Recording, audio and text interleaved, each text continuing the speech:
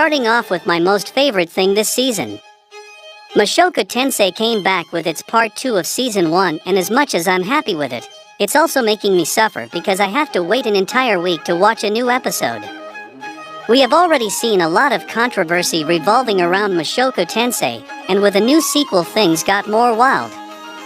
As much as I love this show, sometimes it's just too much, but regardless it wasn't unable to give me enough satisfaction and laughs. Not to mention it's becoming more and more interesting every episode, introducing new characters, powers, and slowly unraveling the story. Then we have a Isekai that most of you probably ignored. Restaurant to Another World is a Isekai anime about food and fantasy. Just like the food here, the anime itself was very tasty. It didn't have a mind-boggling story or plot, but a story isn't always what matters on the menu. Instead of having a typical trope where the main character gets transported to another world and changes his life, here, the gate to the restaurant of our main character appears in another world, and with that comes many strange customers of different fantasies. The artwork and animations were pretty decent, it had a very light-hearted theme, and overall quite enjoyable. Moving on, we have a Isekai named Fruit of Evolution. A fairly interesting name, but sadly the anime isn't even close to that. I really love the Isekai genre, and I can say that I've watched every single Isekai anime that has been released after 2000. But sadly never have I watched a Isekai that is so bad as this. Right from the start they try to grab our attention by showing a naked red-haired waifu, but as we go on it just feels so stupid. I would still watch a stupid story if it has some decent characters or animation.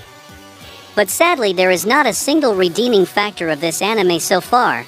And I'm gonna be honest, the animation and sound quality is so bad that even hentai studios have better animation than this. I generally never write a negative review, but I don't get why the animation studio did it so dirty.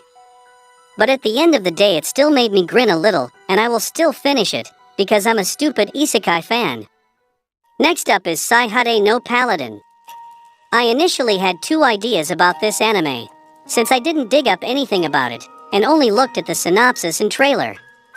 I thought it would be either like Mushoku Tensei or Overlord, but both of my assumptions were wrong and this anime is quite different. Right from the start we are introduced to the main cast, and so far it's very small with a Ein's light, a ghost, and a mommy, and of course our main character himself. The anime starts off very slow, and it shows the personality of the characters very well. But if there is one thing I can clearly praise it for, then that would be, it's really beautiful.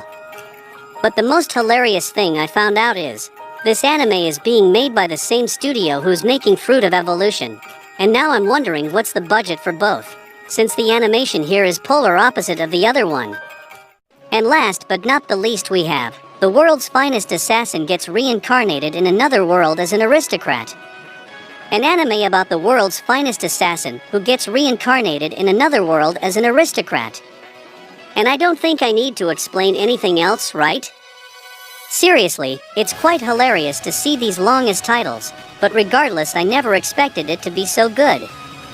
I thought it would be a mid-tier isekai with some generic plot and characters, but it turned out to be very exciting and enjoyable. Not to mention this is written by the same author as Redo of Healer.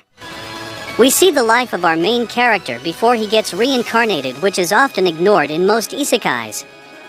Moreover, he was a cool and badass assassin, but he lived his entire life as a tool.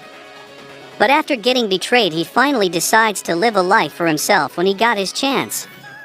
But the catch is, he isn't reincarnated as a hero, but as someone who has to assassinate the hero.